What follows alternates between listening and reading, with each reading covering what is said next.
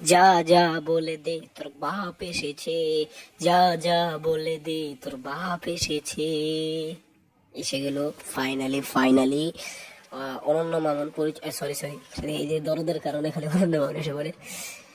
দেব অভিনীত ফার্ভ, কি এটা, খাদান খাদান খাদান মুভির একটি গান, যেটা হয়তো প্রমোশনাল কন্টেন্ট হিসেবেই ধরা যেতে পারে। খুব মারাত্মক হয়েছে, খুব মারাত্মক, একেবারে সব ভঙ্গ ভঙ্গ মস্ক মস্ক মাট করে দিই। 100কে তো পার করে ফেলেছে ভাই। মুরব্বি মুরব্বি মুরব্বি 100,000 সাবস্ক্রাইব, 100,000 ভিউজ পার করে আলাইছে। অনেকের চলতেছে, অনেক হেটাছে চলতেছে। ওর শোল একেবারে কি বলবো, একেবারে খুব শীঘ্রই আসতেছে, আগামী 20 ডিসেম্বর। এবং মারাত্মক গানটা হয়েছে।